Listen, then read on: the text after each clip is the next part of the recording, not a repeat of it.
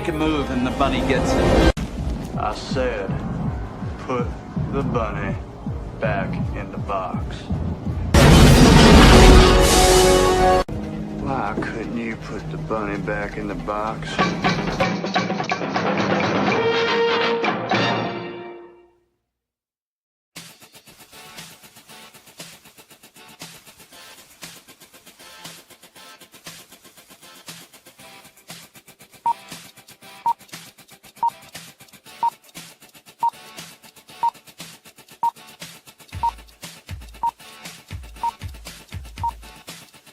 It's showtime.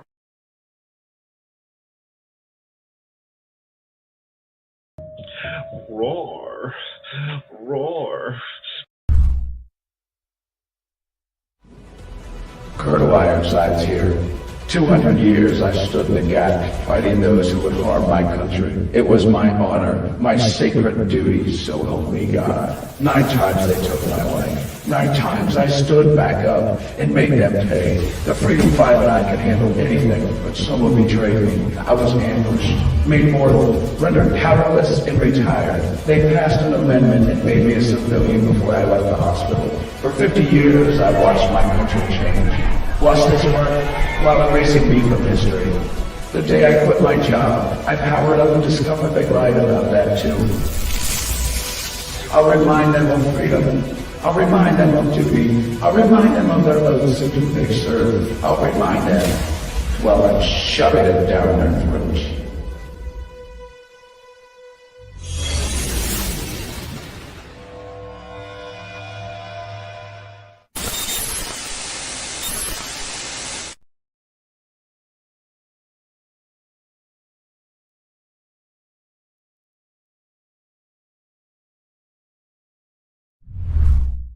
Psychically, I'm very well endowed. I wanna know what you're thinking. There are some things you can't hide. I wanna know what you're feeling. Tell me what's on your mind.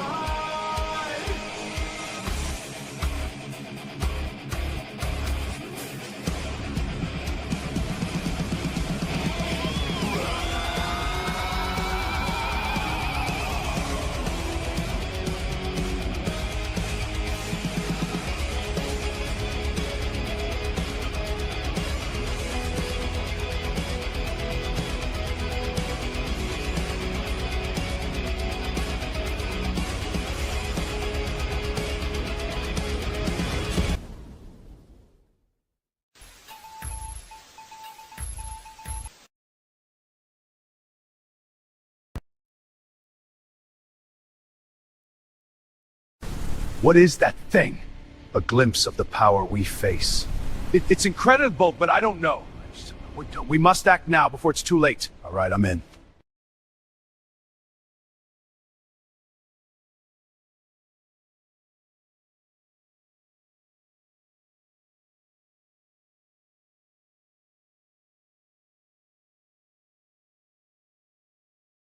Try this manually. Nope. There we go. Alright. Sorry. StreamYards wouldn't let me go. It's been doing that a lot lately. It's weird. I already got a comment over here from Mr. Kokoshuko Papishango. Food for thought. Thoughts. Bunny. Okay. Anyway. Alright. Well, welcome to the show. Now, I did a alright. Mr. Vince. Okay. Alright. I'm a little slow tonight, but Mr. Papishango, sorry. Not quite understanding what you mean on that. But that's alright.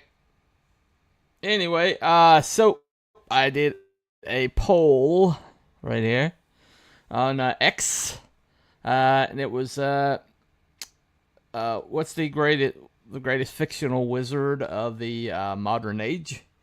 And I had Gandalf, Doctor Strange, Albus Dumbledore, and Harry Dresden.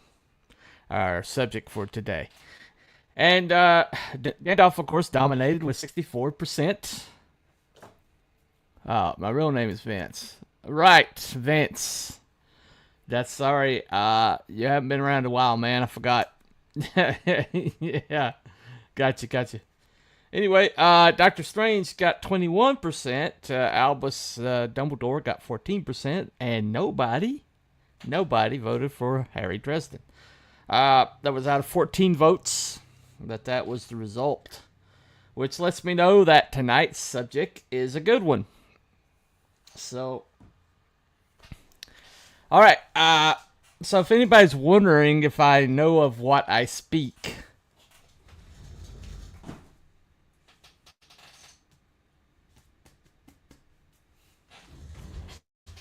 so that's my private collection. So anyway, so I'm gonna run through books. I'm not gonna try to do my best not to spoil anything. Kind of give you an idea of the scope of the series. Yeah. Behold, right? Sounds familiar though, right? Yeah, it does sound familiar. And behold, yeah, right. You're absolutely right. Anyway, so well, what I'm gonna do is I'm gonna do a run through of the books as I go a little bit. I'm going to kind of I have a few clips I want to show. Because not only we're dealing with a book series, but we're also dealing with a television series around 2007. And I really enjoyed it. There's a lot of Harry Dresden Files people who just absolutely despised it. Okay. And I didn't really get that. Paul Blackthorne played Harry Dresden, and you recognize him from other things, but I never had trouble with the guy. I never had a problem with the guy. I thought he looked kind of like Harry Dresden in my head, so he kind of matched my head canon. But this is kind of a primer. Kind of like to get you into the universe a little bit, kind of like the narrative style of Harry Dresden. This is a kind of illustration of first. Hold on a second. Let's see. R.J. Williams is here. Hey, Bunny. Had to let you know I'm still alive. Yep. Glad to see you, man. Good to see you. Misty Files. There you go. Anyway, so this clip right here will kind of get you into the kind of like the narrative style a little bit. Now, I mean, the animation is very rudimentary. I think it was a fan thing. There's a lot of fan stuff when it comes to Dresden Files. It shows you if you see a lot of fan stuff surrounding a property, that usually means that it's captured some imagination. Either that or the shippers got a hold of it. And if shippers got a hold of it, trust me, if the shippers get a hold of your IP, they take it to some dark places, I swear. Anyway, those people are sick. Golly, shippers are sick, man. I don't know what's wrong with those women. It's always women. I don't know what causes them to be shippers, but whatever's broken in them. Anyway, rant over. But check this out.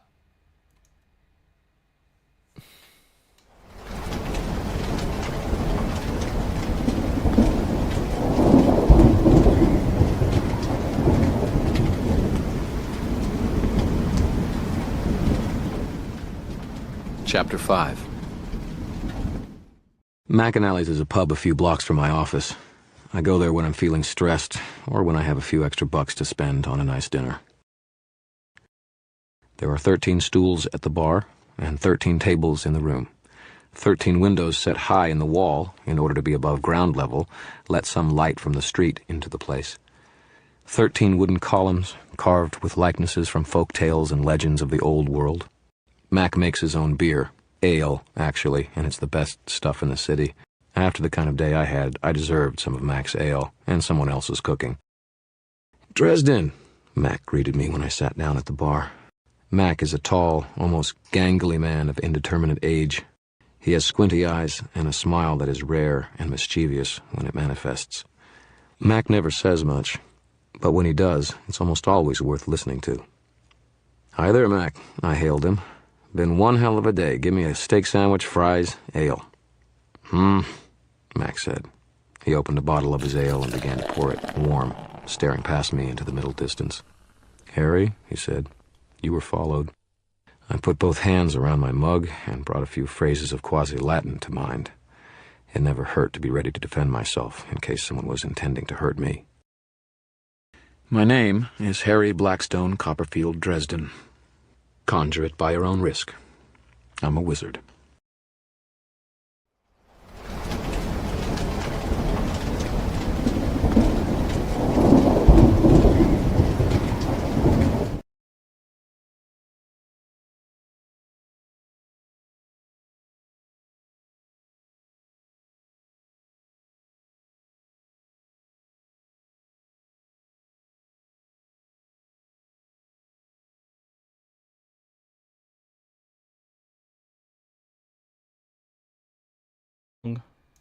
All right. So Harry Blackstone Copperfield Dresden. That's the whole entire name, but Harry Dresden. Now his it's a very interesting kind of like man caught between two worlds kind of thing, and because he was raised by a human stage musician, but he has wizard blood in him through his mother. Who is known as Helen of the Fae, I think it was. But he basically, he's got like a lot of, a lot of the thing that makes him like really special in the world. The fact that his father raised him to be a big man, above and beyond anything with the wizard world, and so that puts him almost in conflict with the wizards who live for generations, and they tend to be kind of like up their own butts quite a bit, and so they kind of look down upon him for the most part, because he not only does he all right. Yep, Dresden's a great character. TV series is okay. Didn't do the character justice. There you go. Stage musician and wizardry. Yeah.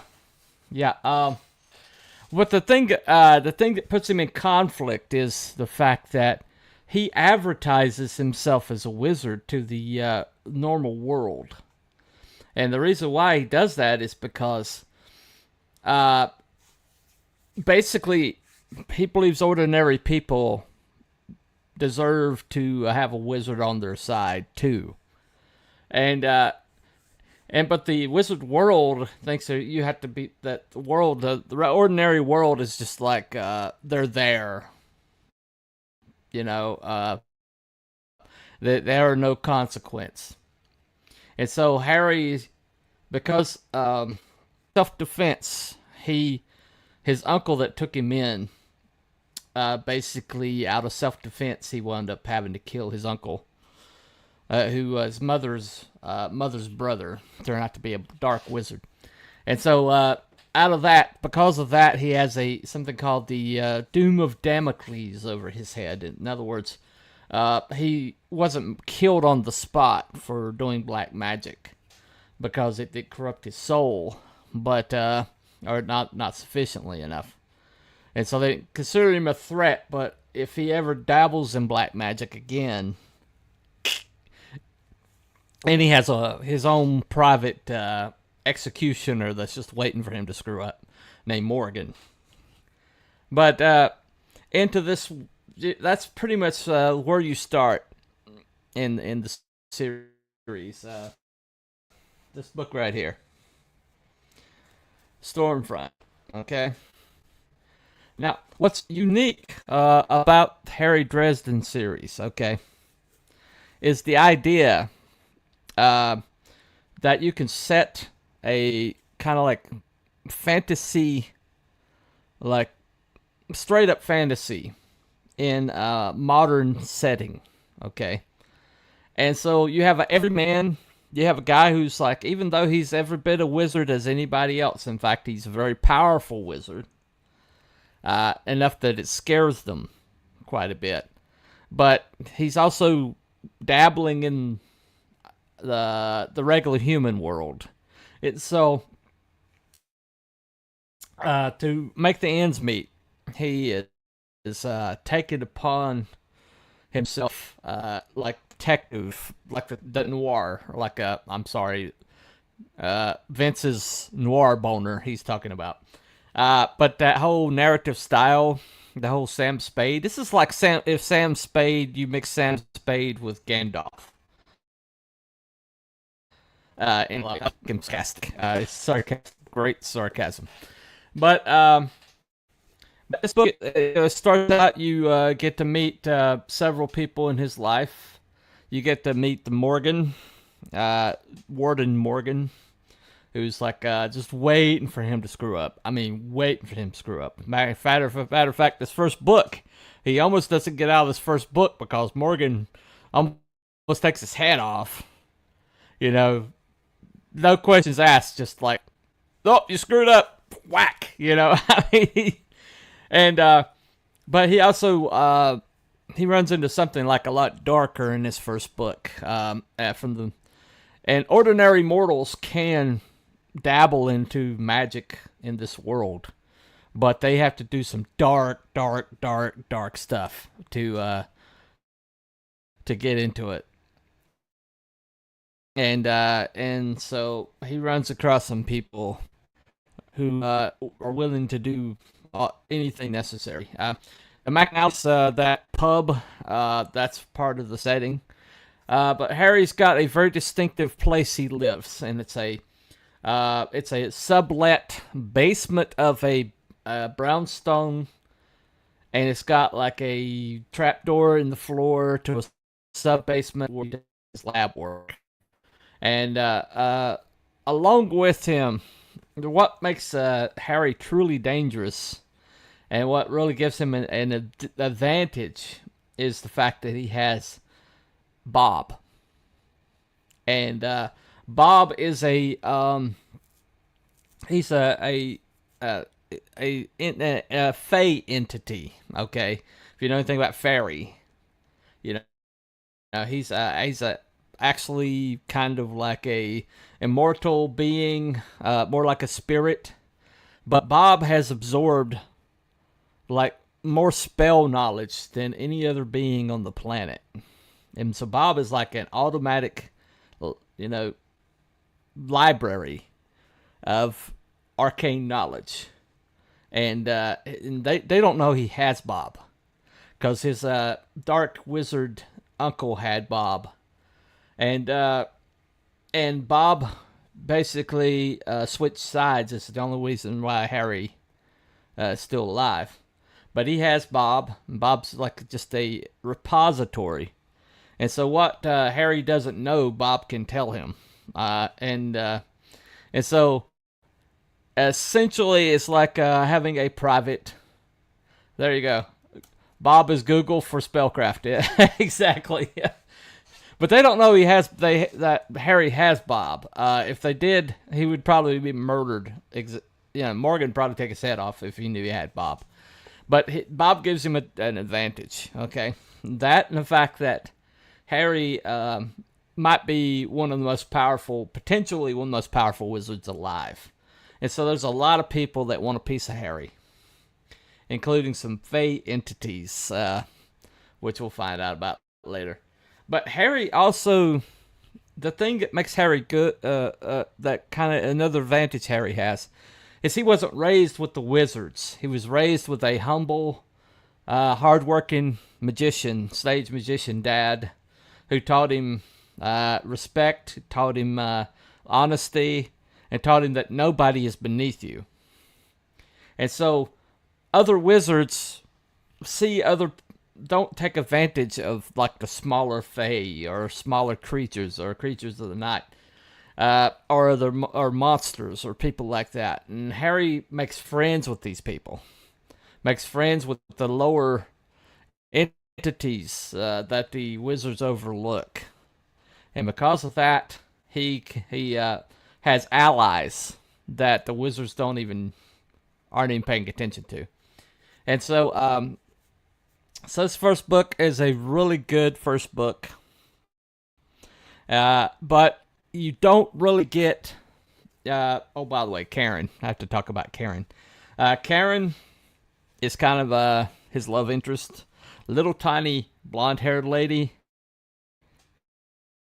who makes up for her lack of stature by being one of the meanest human beings alive.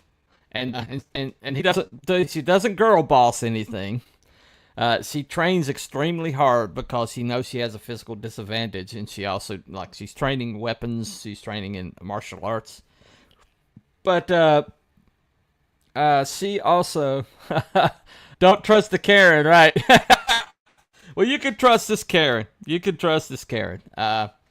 But she's kind of like the love interest of the whole entire series, and she is a great character, great female character. Her power is summoning the manager. No, not this Karen. But the thing about that, what makes her a great character is the fact that she starts out being like really, really, really scared. She's almost as bad as Donald Morgan, the guy that's after his head, because she knows a lot of weird things happen around Harry, and when she encounters weird things in the course of her police work in this world of magic, there's a lot of weird stuff that happens. Then she basically consults with Harry. And so Harry has like connections to the police department. He has also people that walk in off the streets. Summon powers are overpowered, right? Well, I don't know. She might be able to summon a SWAT team, but that's about all she's going to summon. But anyway, but great character. So this is a great step. This point right here, this is a great place to get started. But he really expands the universe. And this one here. All right, Full Moon. All right. Now, Full Moon. Basically, werewolves. People start turning up dead. Karen consults with him, and he discovers pretty quick that that what they're dealing with is werewolves, but they're not like true werewolves. They're like magic werewolves, or people that are faking being a werewolf. Right there you go. But there is a super werewolf, an actual werewolf, that also shows up around this time that he has to deal with. But so the second one, there's a lot of other things that kind of get clarified in this second one. Some really interesting dynamics start showing up. But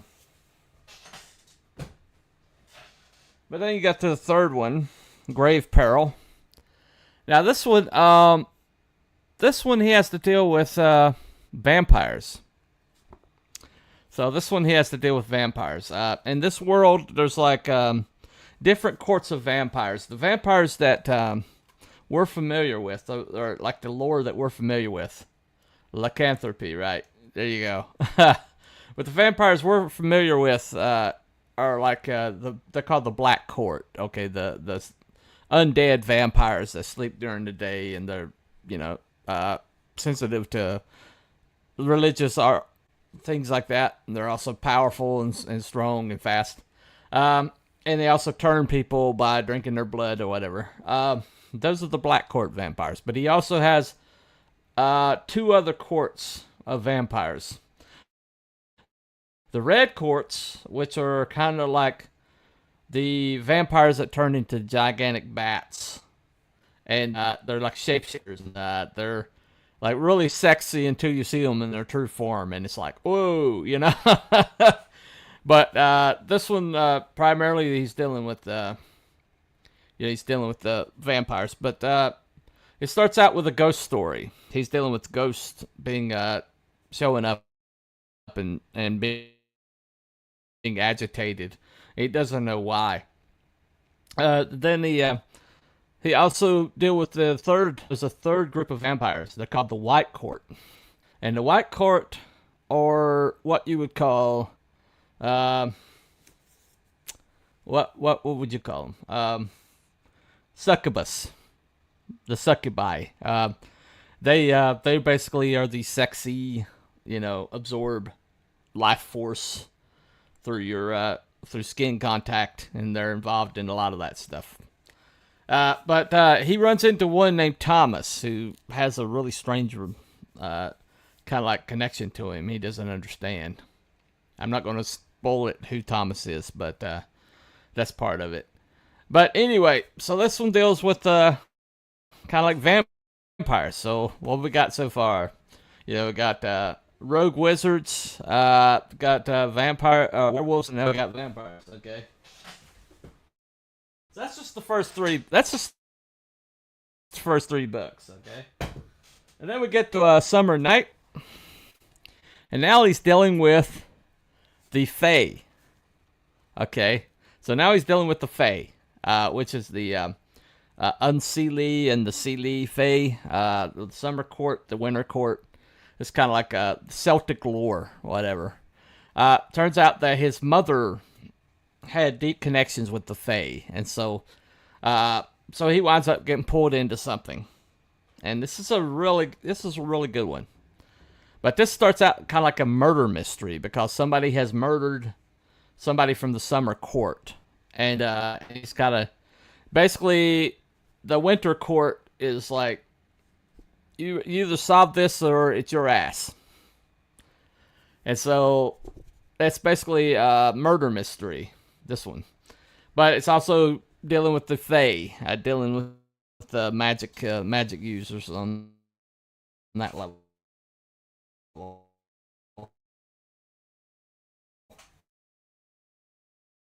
The Fae get bigger and bigger as this guy. Just 4 books. And then we get this one, Death Masks. And here, this has to deal with these dark creatures, like called the Denarians. You find out the to the cross, and you find out one of his friends is named Michael Carpenter, is a Knight of the Cross, and they're like the old school.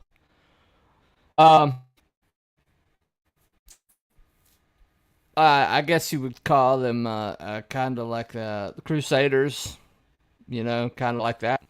But they actually have like these these swords that are kind of like have sacred objects like embedded in them, and they operate, under orders of the church, and what they're fighting is people called the Denarians. And it's 12 pieces of silver that Judas used to betray Christ, and all 12 of them have like a demon in them, and people take up these coins, and they become a demonic, like a hybrid human demonic creature. And the worst of the worst is one named Nicodemus. And then so this one kind of like becomes a good versus evil, light versus dark, kind of like angels versus demons. And so that's just the 5th book. Okay. So this is just 5 books in, guys. This is just 5 books in, and Harry's in the middle of all this stuff. He's right in the middle of all of it. And then this one here, Blood Rat. So this one, basically, this is dealing with his Thomas. He's kind of like gets involved with this Thomas character and finally finds out who he is, and gets involved with some vampire politics, which is like, you think politicians are bad? You think DC politics are bad? You ain't seen nothing till you get with immortal beings, centuries old, jockeying for power. And Harry winds up back right in the middle of it because there's a curse that's been leveled on some people that are dying from horrific accidents. And so he, in the course of investigating that, he gets right in the middle of a power struggle. But, so that one there, that's a good one. It's kind of like a step down, though. It's not as good as some other ones. But this one here, Deadbeat. This one deals with zombies, necromancers, and and also he winds up having to call in the wardens on his behalf, and he winds up having to take up the mantle of wardens, which is the people that have been trying to cut his head off. So he's not very happy about having to be one. But they're so short-handed because that's third book kicked off a war with the Red Court vampires, and the war is like there's a lot of people that are like going after them, bloodsuckers. Right there you go. Well, in that case, it's soul suckers. The White Court are soul suckers, but yeah, but so this is kind of like this. There's like a prevailing, you got the immediate story, and then you have a wider story.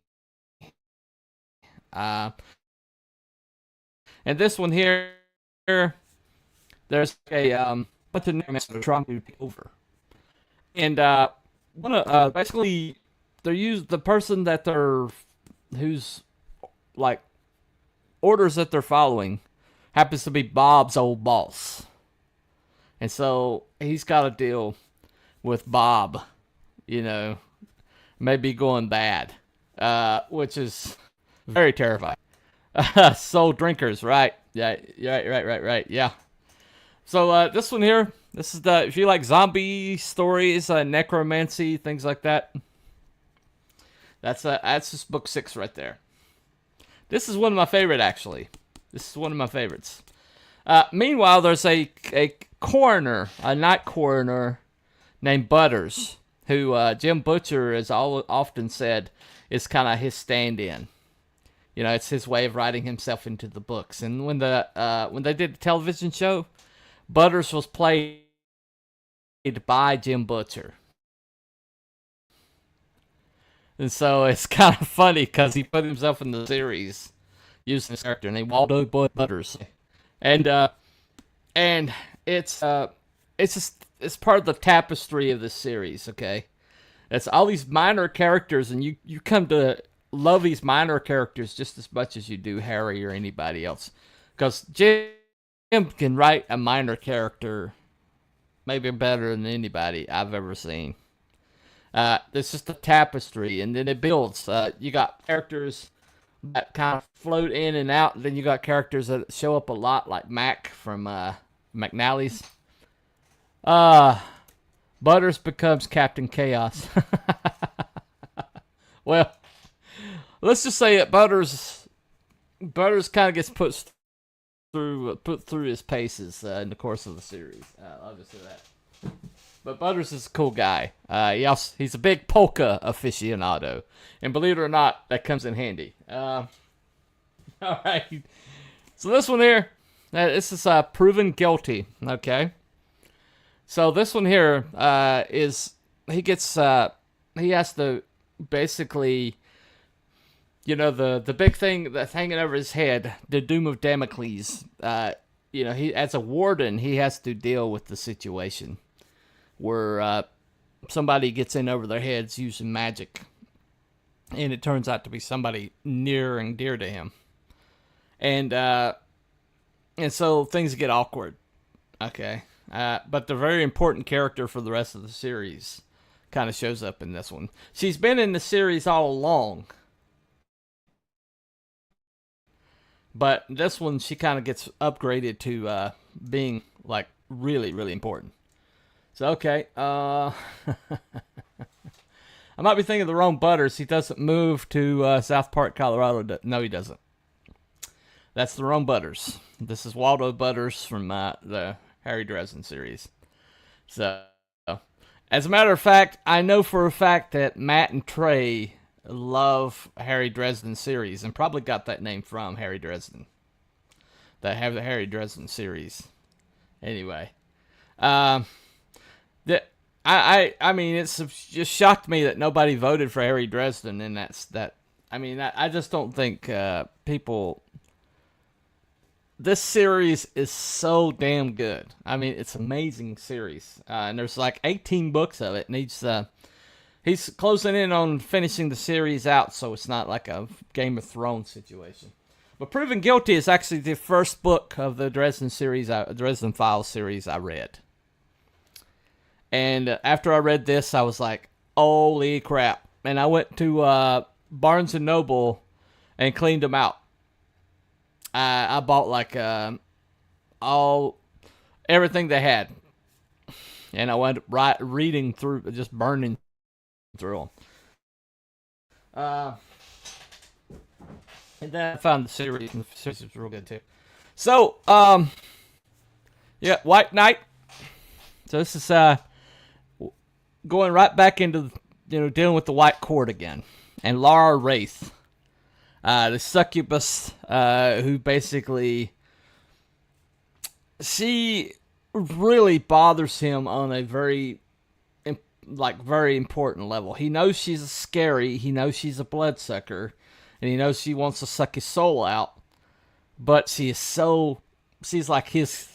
hits like all of his buttons, and Laura Wraith, and Thomas has some really important things happen in this series with Thomas. But this is the White Court. This is like a book about the White Court situation. And it's got a lot of really cool little things. You find out that he's got an army too. The Law Lord. The Law Lord's Guard. There's this little fairy Tutu who he basically he used to like trick with pizza to give information to be kind of like collecting information, but in this one he finds out that they formed called the Za Lord's Guard. In other words, and so he feeds them pizza, and they have their fealty is to him. And so he kind of has his own army of fairies, and and he kind of like, this book is kind of the first time you see that. And anyway, small favor, this one here, the Denarians return, and it gets really, really, really, really. There's also another creature that shows up, Ivy. And Ivy is the archive. Okay, she's like the wizard's version of Bob, except she is born with all the knowledge, all the magical knowledge of every wizard that's come before.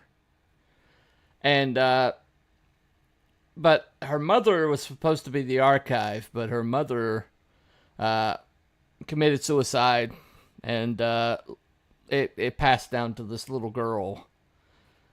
And so you also find out about Kincaid, the one that's like her bodyguard, and he is one of the scariest characters in the whole entire book. They call him the Hellhound, and he's supposed to be mortal, but he is so scary that the immortals worry about him.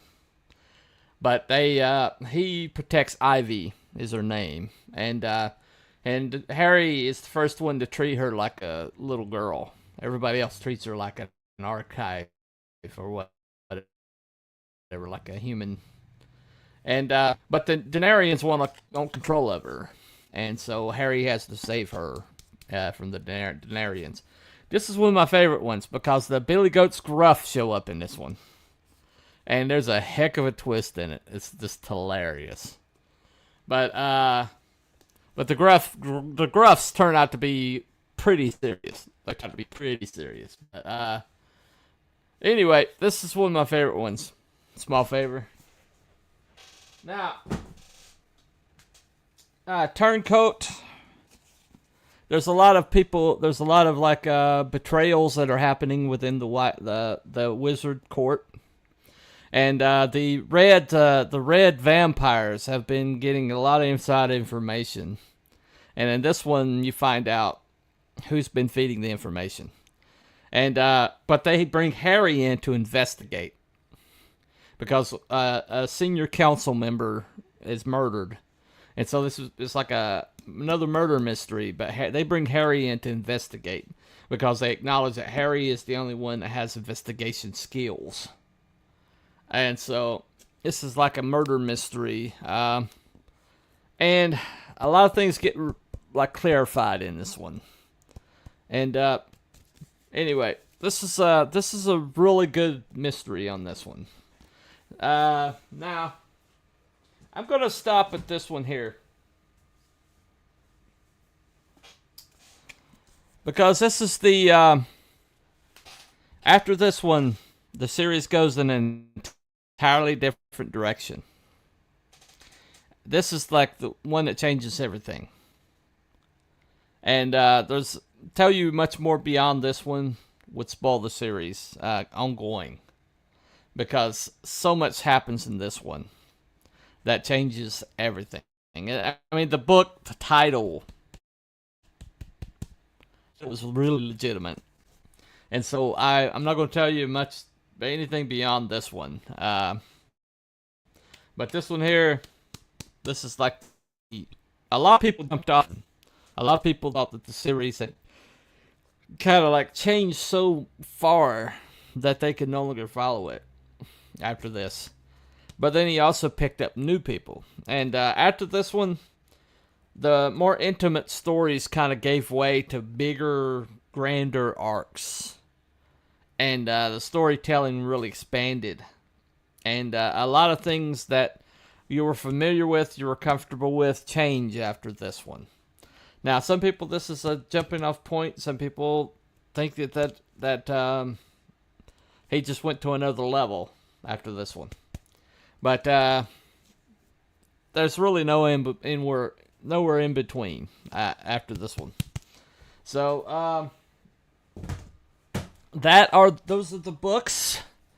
I recommend everything. I recommend the whole series. He just put out one called 12 Months.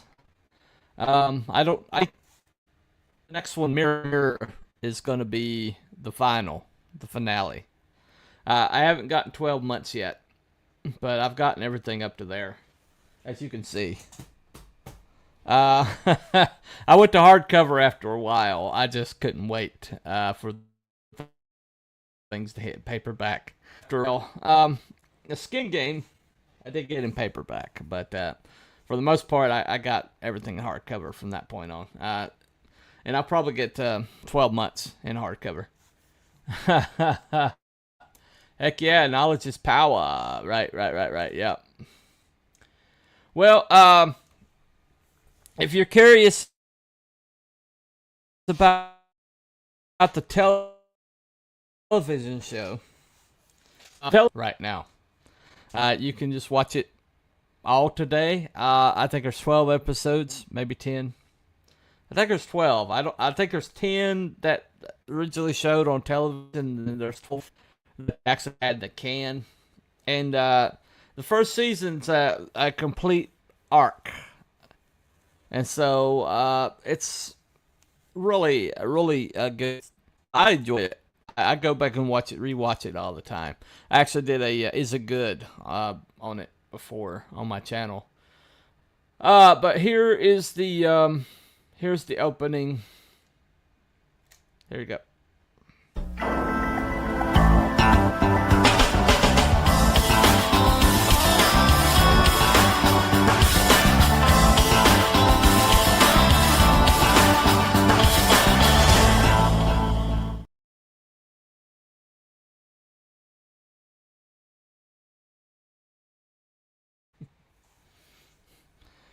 Now, I think his name is Harry Blackstone, maybe.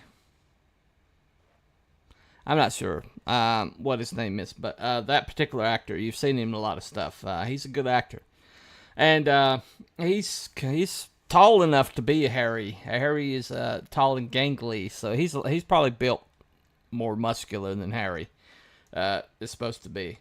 But take it in. But I really, the series doesn't go, they didn't have like the budget to really go as far as they wanted to go, and you could tell that they, after the pilot, they gave them like almost a minuscule budget, so they had to do what they could do. But they did something interesting with Bob in that series, and a lot of people don't like it. But I really love Bob in this series because Bob is like, well, let me play this right quick.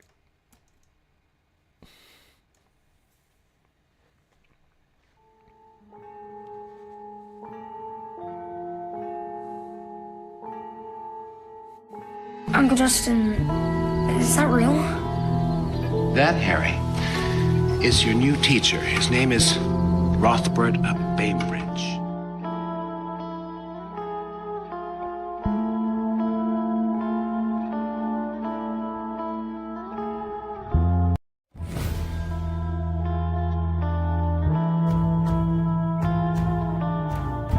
His soul was damned for eternity, trapped inside his own skull. What did he do?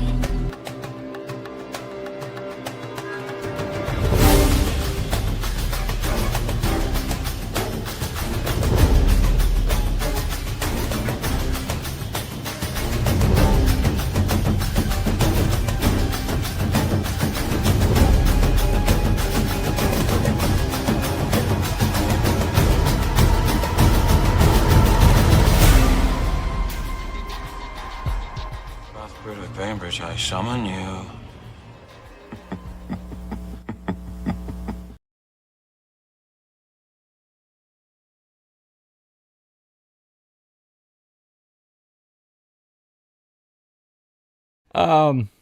That's he's played by Terrence Mann.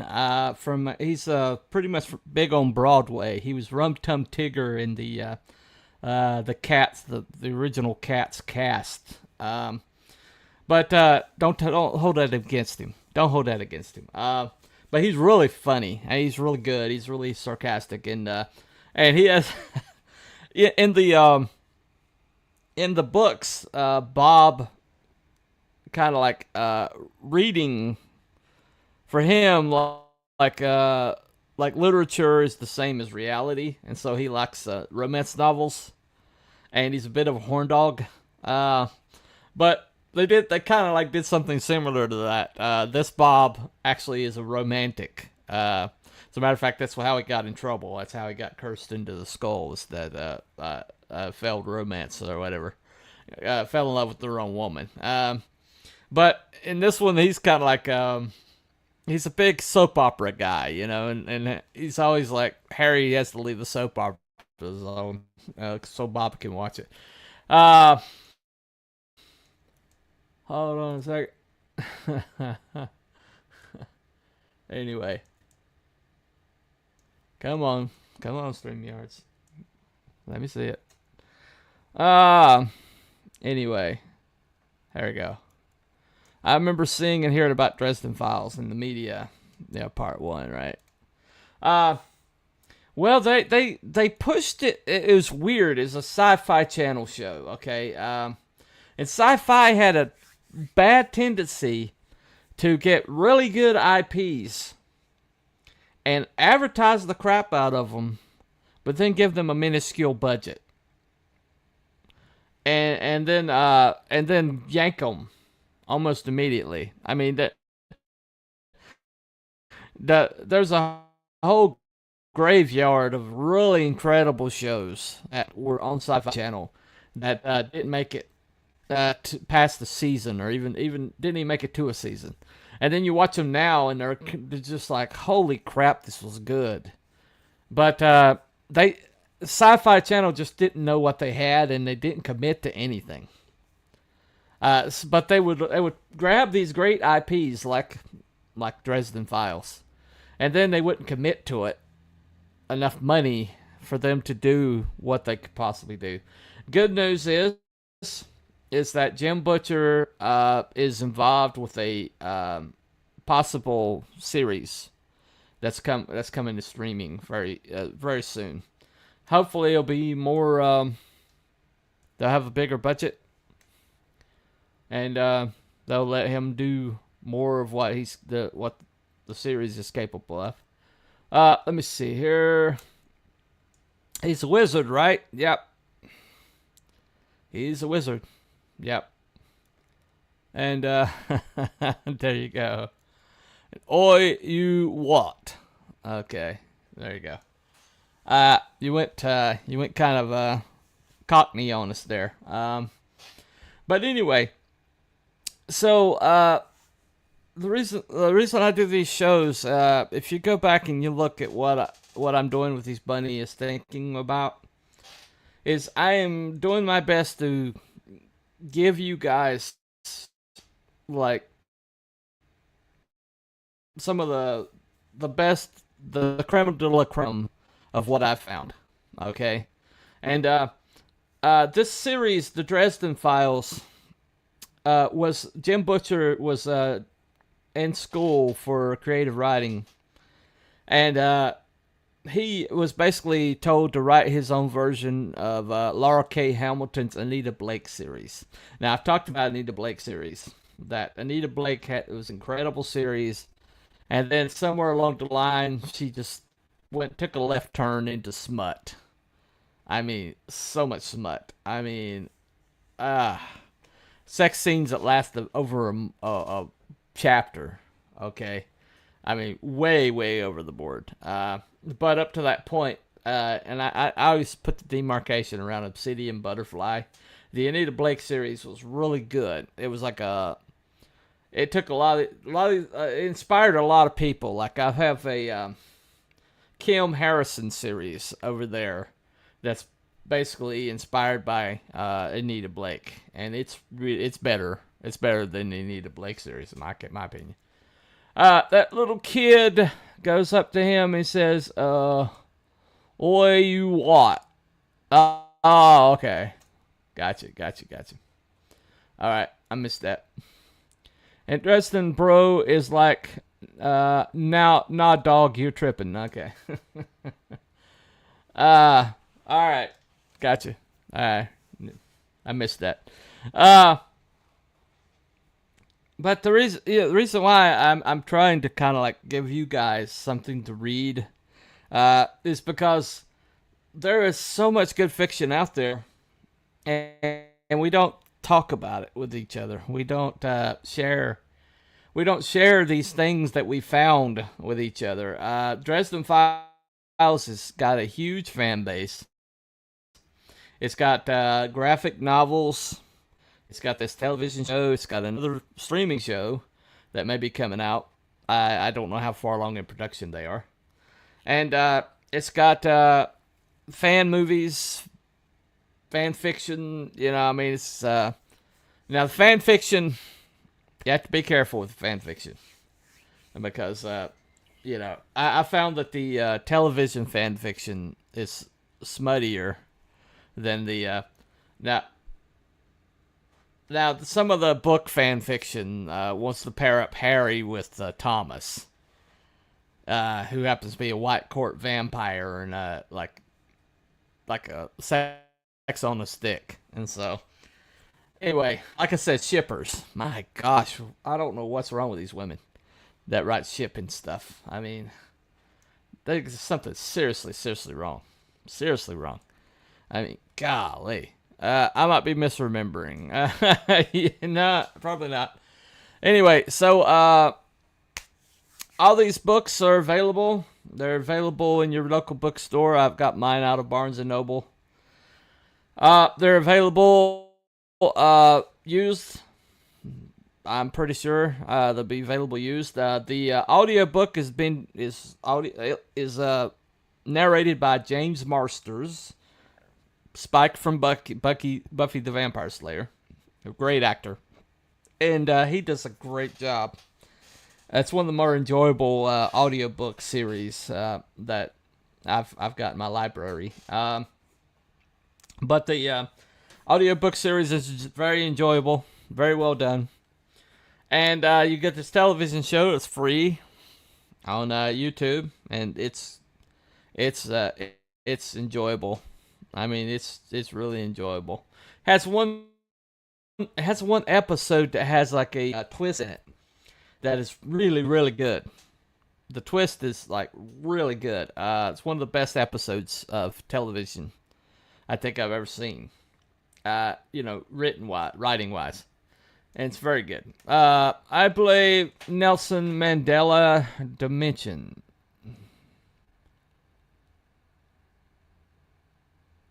I'm not sure what that means.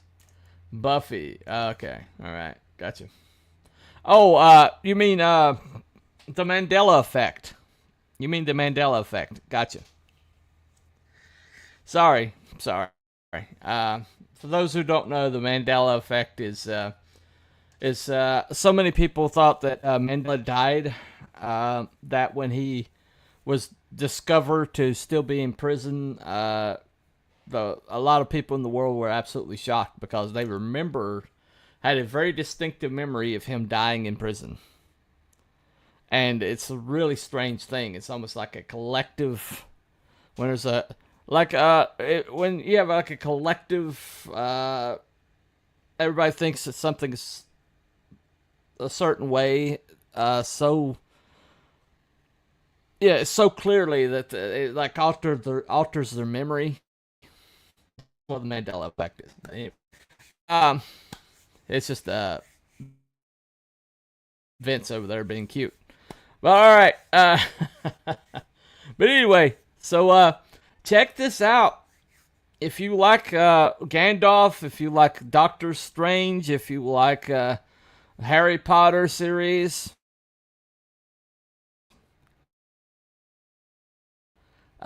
this is your next stop. Yeah, this is your next stop. I highly recommend this. And start at the beginning. Start with Stormfront. Everything builds on it.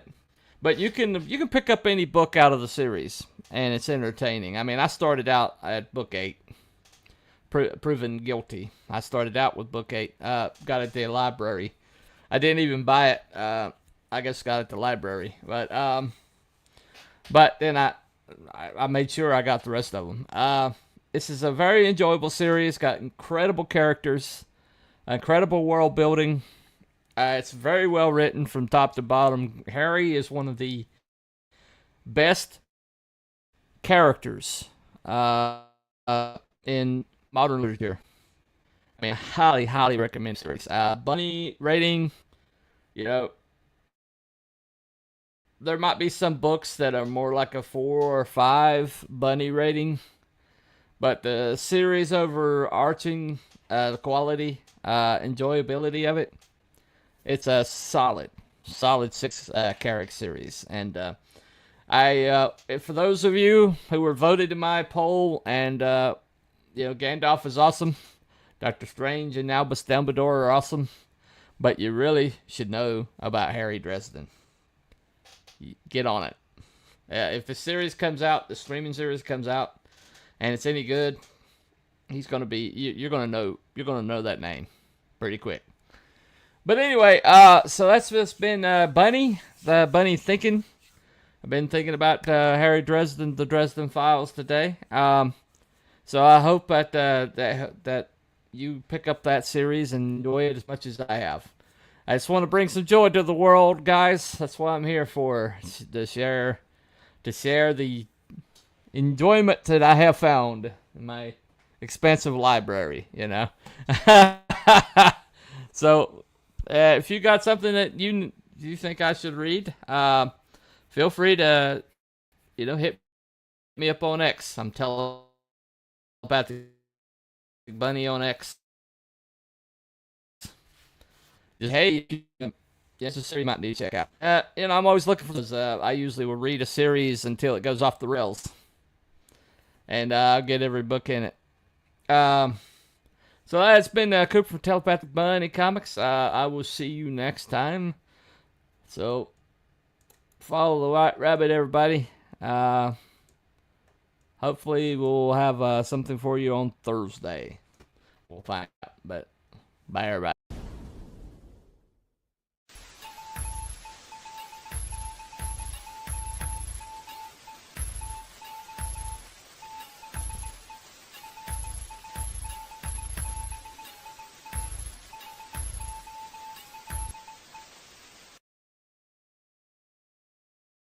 Thank you.